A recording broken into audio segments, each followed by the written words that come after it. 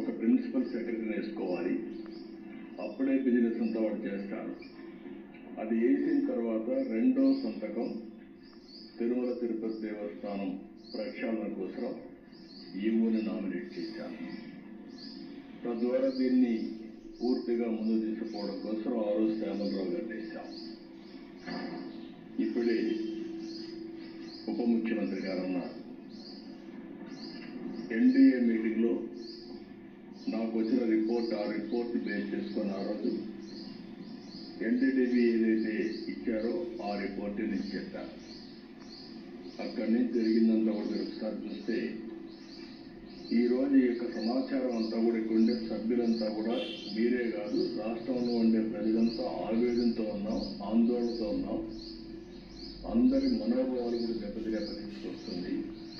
నేను కూడా 40 సంవత్సరాలుగా రాజకీయాల్లో ఉన్నా. రేపు 28కి 50 సంవత్సరాలు అవుతుంది. అయితే నేను ఎప్పుడు కూడా వెంకటేశ్వర స్వామి మా ఇంటి కులదైవం. ఏ కష్టం ఉన్నా, బాధలున్నా ఆయనకి చెప్పి ముందుకు పోవడం తప్ప వేరే మార్గం లేదు. మళ్ళీ మళ్ళీ చెప్తున్నా, ప్రతిరోజు నేను ఒక 2 నిమిషాలు ఆయన ఫోటో పెట్టుకొని ప్రార్థన చేసి మంచి మనసునివ్వండి, మంచి పని చేయడానికి ఆశీర్వదించమని కోరుకుని అక్కడి నుంచి భారమంతా దేవుడి పనేసి ఇంతవరకు పనిచేస్తూ వచ్చాను. అదే నా శక్తి. దానివల్ల నేను ముందుకు పోతున్నానని చెప్పి కూడా మరొక్కసారి ద్వారా తెలియజేస్తున్నాను. అందుకే అనేక సార్లు చెప్పాను, సాక్షాత్ వెంకటేశ్వర స్వామి నా మీద 23 క్లేమోర్ మైన్స్ బ్లాస్ట్ చేస్తే నన్ను కాపాడింది ఆ దేవుడు తప్ప, ఇది నాకు పునర్జన్మ తప్ప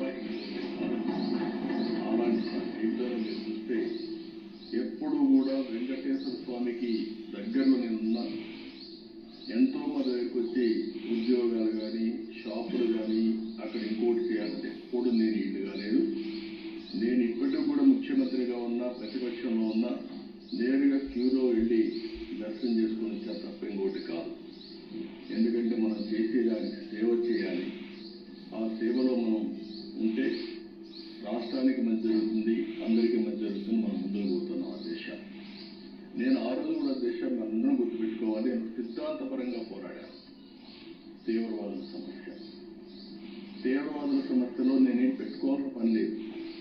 నేను సిద్ధాంతపరంగా ఇది జరగదు, దీంతో రాష్ట్రం, దేశం నష్టపోతుంది. కాబట్టి మీరు కూడా